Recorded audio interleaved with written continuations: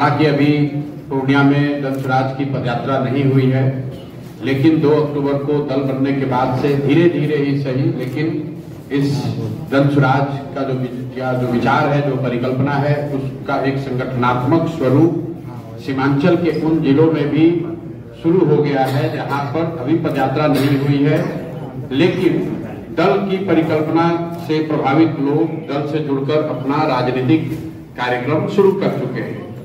उसी के तहत जैसे आप देख रहे हैं, कुछ साथियों से आपका परिचय हो रहा है। आने वाले कुछ समय में, आने वाले 1 महीने में आप देखेंगे कि सीमांचल के जो 4 महत्वपूर्ण जिले हैं, किशनगंज, अररिया, पूर्णिया और कटिहार, इन चारों जिलों की जो राजनीतिक गतिविधि है जनसुराज के नजरिए से, वो पूर्णिया के इसी कैंपस से उदय जी जो बड़े भाई हैं, उनके मार्गदर्शन में और उनका जो अनुभव है इस क्षेत्र का, उनके मार्गदर्शन में इस चीज को आगे बढ़ाया जाएगा।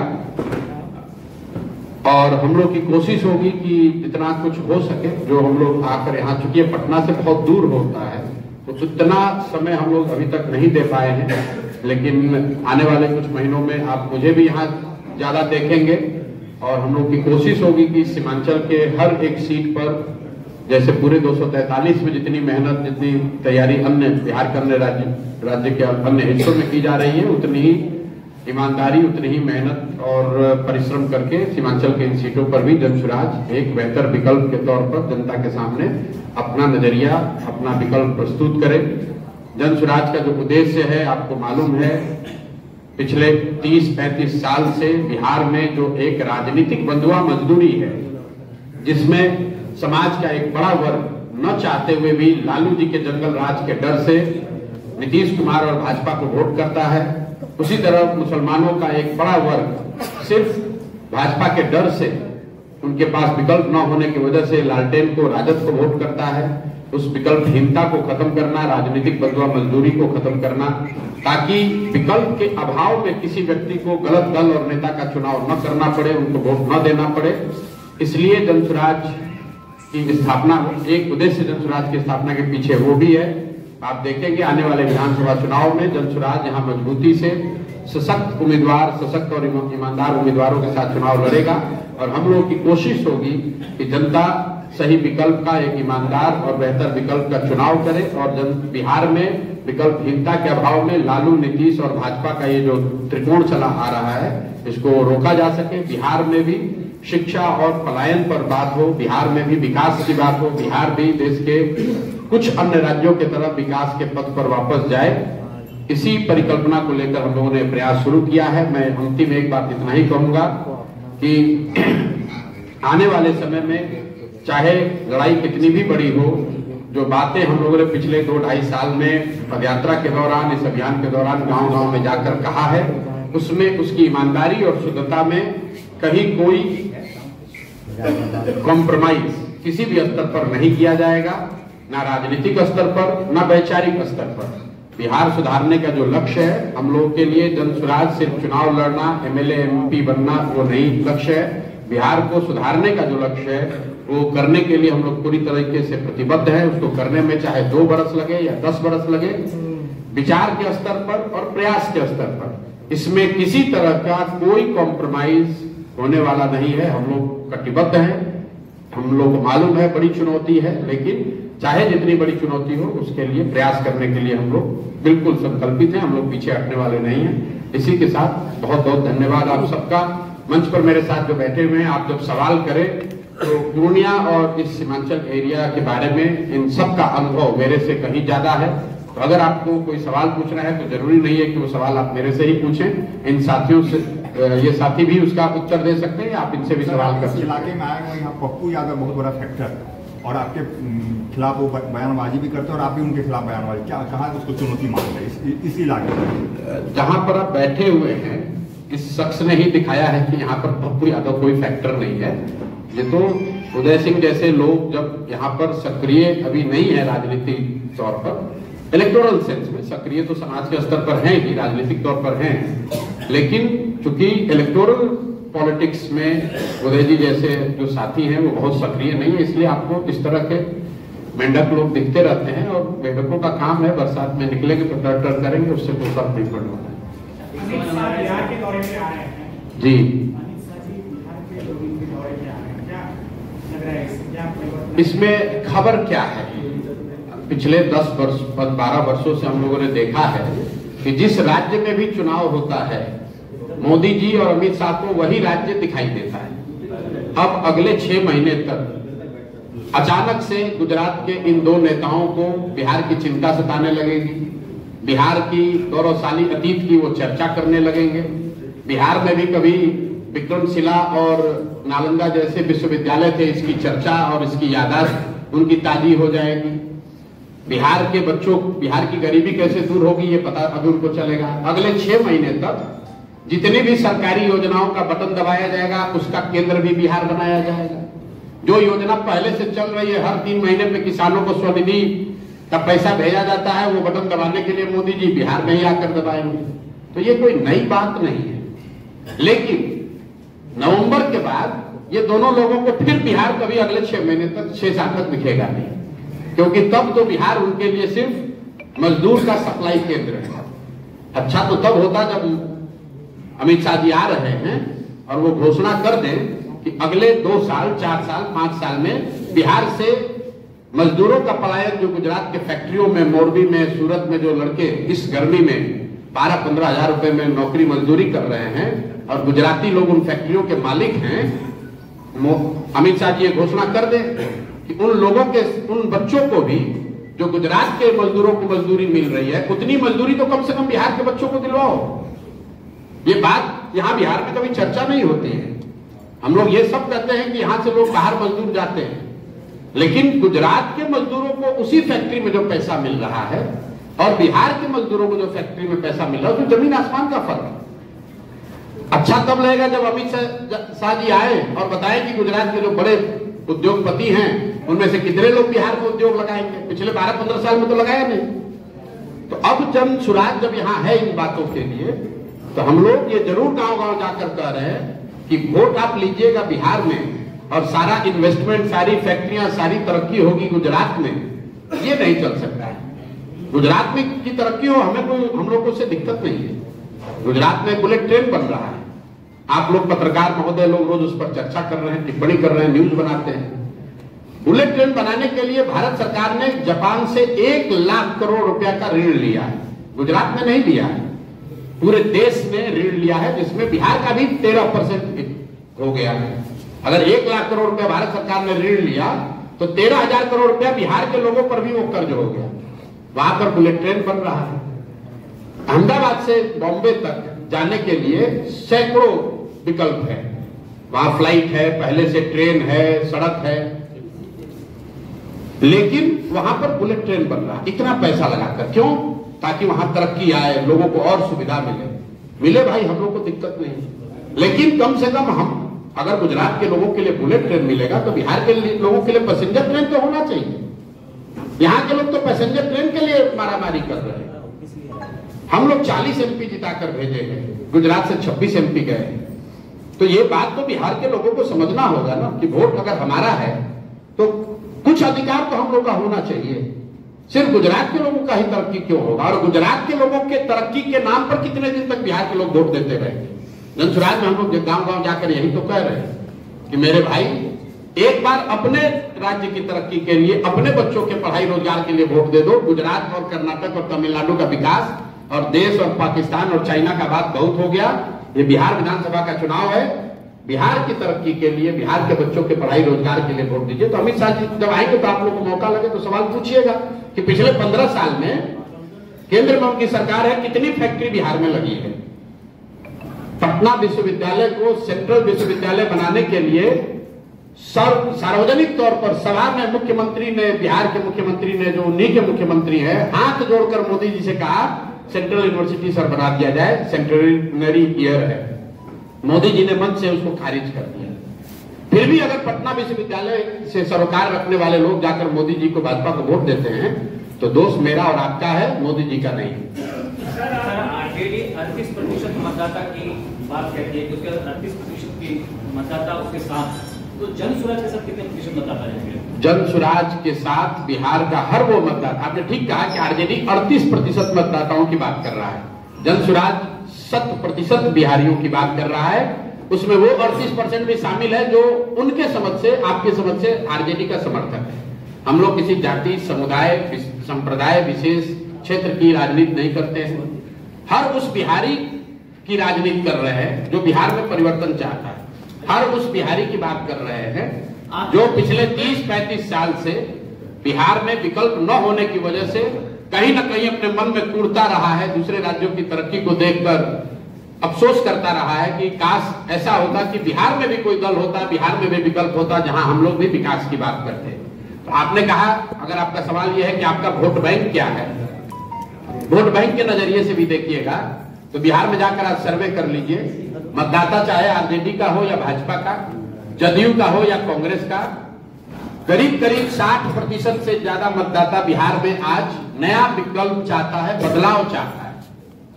वो जरूरी नहीं है कि वो जनसुराज चाहता है, ये मैं मान रहा हूं, लेकिन 60% से ज्यादा लोग बिहार में बदलाव चाहते हैं। तो जनसुराज का वोट बैंक वही 60% मतदाता है जो बिहार में अब बदलाव चाहता है। की बात करेंगे, एक एक करके पूछ जी। वक्फ बोर्ड के मुद्दे पर जनसुराज ने बिल्कुल स्पष्ट किया है कि हम लोग ऐसे किसी भी कानून के खिलाफ हैं जिसमें समाज का एक बड़ा वर्ग अपने आप को उसमें सहभागी नहीं पाता है या उससे असहमत है या उससे डरा हुआ फील करता है। बात इसकी नहीं है कि वक्फ बोर्ड का कानून सही है या गलत। गलत है कुछ लोगों की नजर में, कुछ लोगों की नजर में सही भी हो सकता है, हम लोग की नजर में गलत है। लेकिन सबसे बड़ी बात है कि आप उसको बना कैसे रहे। जिस 20% आबादी को आपके हमारे फोरफादर्स ने, इस देश के फाउंडिंग फादर्स ने जिनको ये आश्वस्त किया कि तुम भारत में रहो, भारत एक सेकुलर देश बना रहेगा, भारत तुम्हारा भी उतना ही होगा जितना दूसरों का होगा, जिनके भरोसे पर ये लोग यहां रहे, जिस संविधान ने उनको प्रोटेक्शन दिया, अगर उस संविधान के किसी प्रावधान में आप आमूलचूल परिवर्तन ला रहे हैं, ला सकते हैं, लेकिन उसके लिए जरूरी है कि समाज के जिन वर्गों को ये कानून प्रभावित करेगा उनको कम से कम विश्वास में तो लीजिए। अगर हमारे पिताजी ने या हमारे दादाजी ने कोई कमिटमेंट समाज के लिए किया है तो क्या मेरी ये जिम्मेवारी नहीं है कि मैं अपने बाप दादा के किए हुए कमिटमेंट पर ईमानदारी से खड़ा रहूं? तो ये तो कहीं ना कहीं सिर्फ मुसलमानों की बात नहीं है। इस देश में जो हिंदू रहते हैं, जो इस देश के संविधान में यकीन रखते हैं, जो ये समझते हैं कि गांधी जी ने अगर कुछ कहा है तो उस पर हमें कायम रहना चाहिए, ये सबका मुद्दा है। इसलिए वक्फ बोर्ड के हम लोग खिलाफ है। दूसरी बात, वक्फ बोर्ड का अगर कानून बनता है तो इसके लिए बनाने वाले भाजपाई तो दोषी हैं ही, लेकिन इसका सबसे बड़ा दोष नीतीश कुमार के सर पर जाएगा, क्योंकि अगर ये व्यक्ति, अगर आज भाजपा को कानून बनाने में ये 12 सांसद वहां पर वोट न दें तो आज वक्फ का कानून नहीं बनेगा। तो मैं आपके माध्यम से कम यहाँ के मुस्लिम साथियों से, उन नेताओं से जो आज भी जदयू से जुड़े हुए हैं, मैं ये नहीं कह रहा हूं कि आप दल छोड़ दीजिए, लेकिन कम से कम उनसे मैं आग्रह करूंगा कि आप लिखकर नीतीश कुमार को एक चिट्ठी तो भेजिए कि अगर वक्त पर आपने भाजपा के साथ मिलकर वोट दिया तो हम लोग आपके विरोध में हैं या हम आपका दल छोड़ेंगे। कम से कम नीतीश कुमार पर इसका दबाव तो बनाइए। भाजपा वालों ने तो कह के किया है कि भाई हम ये करेंगे, लेकिन नीतीश कुमार यहाँ के मुसलमानों के वोट से, उनके समर्थन से आज कुर्सी पर बैठे हुए हैं। अगर 2015 में नीतीश कुमार को, महागठबंधन को मुसलमानों ने वोट नहीं किया होता तो नीतीश कुमार संन्यास लेकर कहीं गांव में बैठे रहते। इसलिए अगर आप गांधी की बात करते हो, समाजवाद की, लोहिया और जयप्रकाश की बात करते हैं, तो आपकी ये जिम्मेवारी है कि जब आज आपके हाथ में है कि ये कानून बन सकता है या नहीं बन सकता है, तो आपको गांधी के विचारों के साथ खड़ा होना चाहिए। इन लोगों के साथ अन्याय नहीं होने देना चाहिए। और अगर वो नहीं सुनते हैं, वक्त का कानून बनता है, तो आप लिख कर रखिए, सबसे बड़ा खामियाजा, सबसे बड़ा राजनीतिक नुकसान बिहार में जदयू को होगा। क्योंकि जैसे सीए एनआरसी में नीतीश कुमार ने गलती की तो हम जैसे कई साथियों ने उनका साथ छोड़ा। मुझे लगता है कि वक्त पर अगर नीतीश कुमार ने भाजपा के साथ रहकर वोट किया तो मुसलमानों का जो भी रहा सारा विश्वास या समर्थन उनको हासिल है वो सब कुछ उनसे हट जाएगा। प्रसाद जी, मेरा एक छोटा सा सवाल है। आपने आपकी पार्टी का किया है कि बिहार में 243 सीट पर चुनाव लड़ेगा। पिछले दिनों अध्यक्ष जी आए थे, उन्होंने बोला कि मेरी समस्या ये नहीं है कि हम 243 सीट पर लड़ रहे हैं, समस्या ये है कि कैंडिडेट वो चाहिए जो मानसिक रूप से भ्रष्ट ना हो। यही वर्ड था उनका। मैं ये जानना चाहता हूँ कि ये पैमाना कैसे सेट करेंगे आप कि आपका कैंडिडेट मानसिक रूप से भ्रष्ट नहीं है। देखिए, शब्दों का चयन तो हर व्यक्ति का अपना अपना है, लेकिन बात तो वो यही कह रहे हैं कि जनसुराज उन्हीं लोगों को चुनाव लड़ाएगा जो समाज की नजर में सही है, सही व्यक्ति है, समाज को कुछ देना चाहता है। ये उन लोगों का दल नहीं है जो एमएलए बनकर, मंत्री बनकर, ठेकेदारी करके, शराब बालू के जरिए बहुत पैसा कमाना चाहते हैं। ज्यादातर लोग इसमें वो लोग हैं जो जीवन में जिन्होंने कुछ किया है, हासिल किया है, संघर्ष किया है, समाज के लिए खड़े रहे हैं, और कहीं ना कहीं उनके मन में ये जज्बा है कि अगर कोई सही प्लेटफॉर्म होता तो हम भी जुड़कर समाज के लिए कुछ कर पाते। किसी के पास ये पैमाना नहीं है, हमारे पास कोई क्रिस्टल बॉल नहीं है, थर्मामीटर नहीं है कि मैं बता दूं कौन सही कौन गलत। लेकिन ये भी संभव है कि बहुत ईमानदार व्यक्ति को आप टिकट दीजिए और जीत कर आए तो वो भ्रष्ट हो जाए। लेकिन हम लोग क्या कर रहे हैं, हम लोग सिस्टम को अकाउंटेबल बना रहे हैं। मैं ओपनली मन से कहता हूं कि अगर जनसुराज से भी गलत आदमी खड़ा होता है उसको वोट मत दीजिए, और अगर जनसुराज के सही आदमी को वोट भी दे रहे हैं तो ये कह के दीजिए कि सिर्फ 5 वर्ष के लिए दे रहे हैं। लोकतंत्र में जो आप वोट देते हैं, जो आप विश्वास भरोसा जताते हैं, वो 5 वर्ष के लिए है, जीवन भर के लिए नहीं। यही बात तो हम लोग 2 साल से समझाने की कोशिश कर रहे हैं। इस देश में 5 ऐसे राज्य हैं जहां से पूरे देश की 1/3 इकोनॉमी है। केरल, तमिलनाडु, कर्नाटक, आंध्र प्रदेश और तेलंगाना। ये 5 राज्यों में 1/3 देश की इकोनॉमी है। ये 5 राज्य में अलग अलग भाषा बोली जाती है, अलग अलग विचारधारा के दल वहां पर शासन में हैं, अलग अलग नेता हैं, लेकिन एक चीज कॉमन है, आजादी के बाद आज तक इन 5 राज्यों में कोई एक मुख्यमंत्री, कोई एक नेता 10 वर्ष से ज्यादा मुख्यमंत्री नहीं बना। क्यों? क्योंकि जनता ने उन पर शिकंजा रखा है कि आप काम नहीं करोगे तो आपको हटा दिया जाएगा। बिहार में चाहे जनसुराज की सरकार बने या किसी दूसरे पार्टी की, जब तक नेताओं के मन में ये डर नहीं होगा कि हम काम नहीं करेंगे तो जनता हमको हटाएगी, तब तक सुधार नहीं हो सकता है। जनसुराज भी सुधार नहीं कर पाएगा। तो हम लोग विकल्प दे रहे हैं ताकि जनता के पास ये अवसर रहे कि जो काम न करे तो किसी दूसरे को चुनिए। बिहार में विकल्प ही नहीं है। लोग जान रहे हैं कि आदमी ने काम नहीं किया है, 5 वर्ष भ्रष्टाचार किया है, फिर चुनाव आता है, कहता है भैया लालू तो कितना भी आदमी खराब है, लालू के जंगल राज तो ठीक है, तो चलो इसी को वोट दे दो।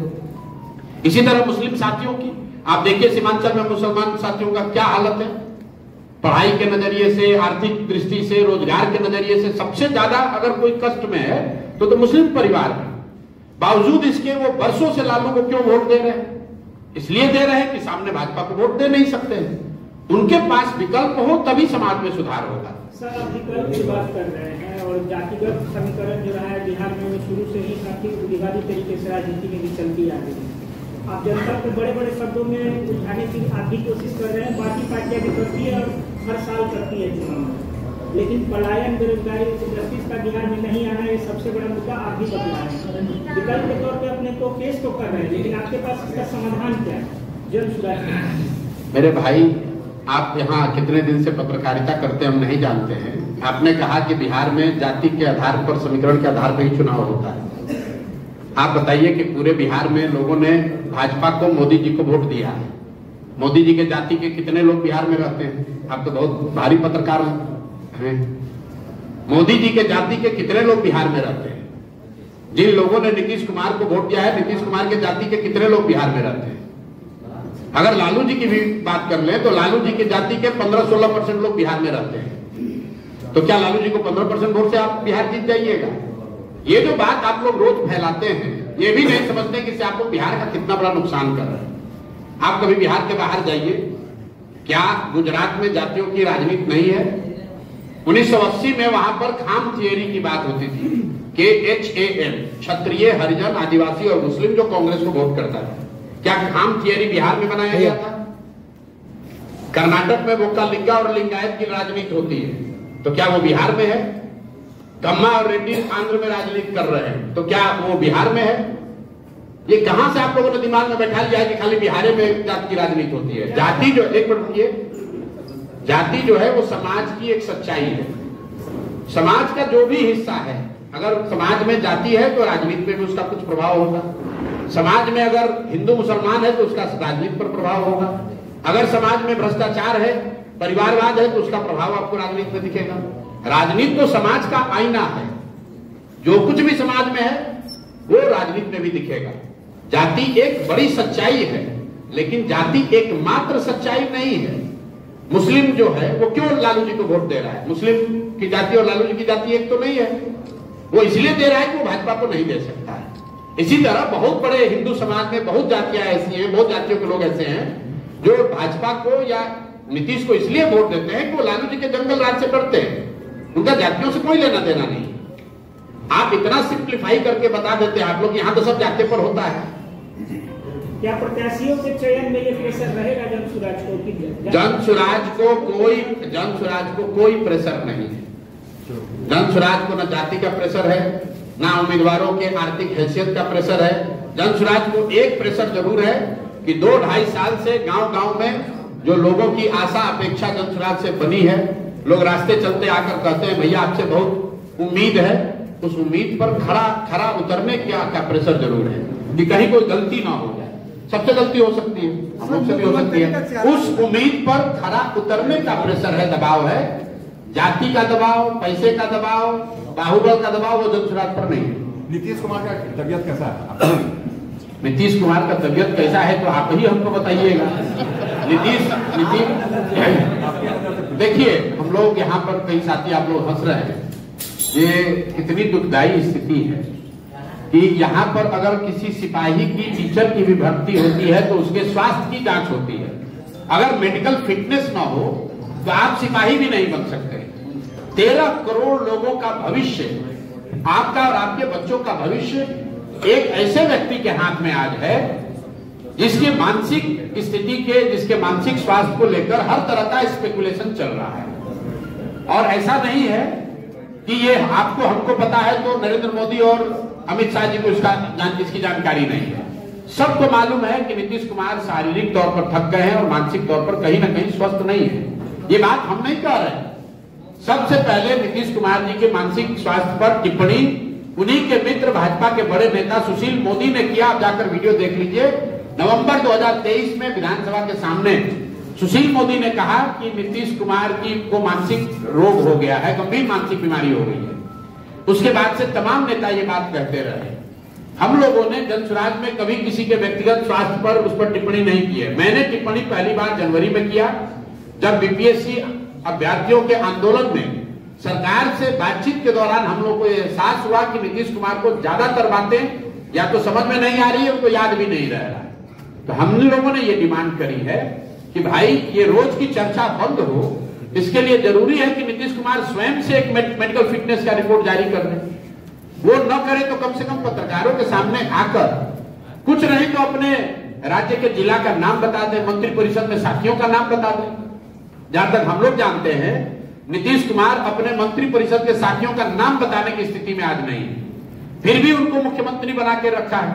किसने रखा है? भाजपाइयों ने रखा है। जो भाजपा दूसरे राज्यों में दूसरे दलों को तोड़कर, नेताओं को खरीदकर अपना दल, अपना सरकार बनाता है, कोई ये पूछने वाला नहीं है कि भाई बिहार में तुम्हारे 75 विधायक हैं, नीतीश जी के 42 है, तुम इतना बड़ा दरिया दिल कैसे हो गए हो कि नीतीश जी को मुख्यमंत्री बना रखा है।